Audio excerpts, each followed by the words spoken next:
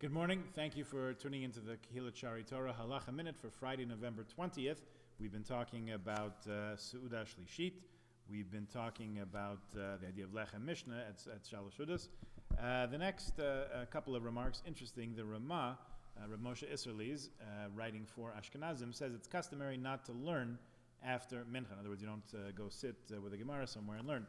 Accordingly, a Rav would not be permitted to give a speech to his congregants after Mincha during Shalosh Udas. Mentioned a couple places, Mishnah Berurah, Nishmas Shabbos. However, the poskim say that it is permitted to speak for the public. So if it's a talk given to everyone, that seems to be a different story. Learning with a chavrusa, maybe this is not the best time for that. Of course, if one would otherwise engage in idle chatter, then better to attend a shiur or learn with a chavrusa, or even alone after mincha. We want to make most use of the time. It's a very, Shabbos itself, of course, is a very holy time, but in particular, the waning moments of Shabbos, when the sun's going down on Shabbos afternoon, very holy time. We certainly don't want to squander that time. There are Zmiras for Shalosh Udas, Askinu Sodasa, written by the Arizal. The custom is to say this at Shalosh Udas. Some have the custom to say it at the other meals also. Mizmor LeDavid, we say that, some people say it 3 times. He notes here. And many people do not say Shema Yisrael. I'm not quite sure what that's referring to. We also say B'nei Heichala and Yedid Nefesh.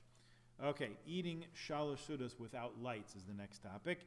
In Hasidic circles, the custom is to sit in the dark when the Rav speaks at Shalosh Udas. Some say this is because the neshamas of Olam Haba come down to hear Divrei Torah at this time, and if it's light, it's dark for them. Rabbi Belsky explains that the reason is to show the honor for Shabbos, although we would be allowed to ask a janitor, a non-Jew, to turn on the lights at that hour because it's Bein Hashmashos, it's the indeterminate time at dusk between sunset and nightfall.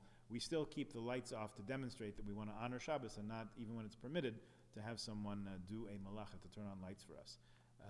My understanding also is that in the old country, in Central Europe, Eastern Europe, they didn't have a way of lighting the shul for Shalosh Udas. So they would gather in the dark as it got dark. Okay.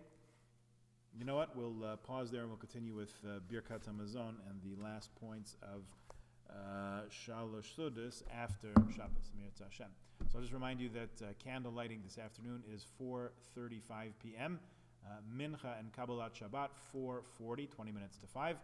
We're getting pretty early these days. We, of course, unfortunately, sadly, will not be gathering in the shul for Kabbalat Shabbat, but we'll do it wherever we are, and we'll join together at that time, 4:40 or thereabouts. Tomorrow morning Shachar is at 10. If you haven't registered already and you'd like to, you can do that up until 10 o'clock Friday morning. Shabbat concludes. Motzei Shabbos is 5:39, and Zoom Havdalah is 5:49. So have a wonderful Shabbos, and we'll see you afterwards. Shabbat Shalom.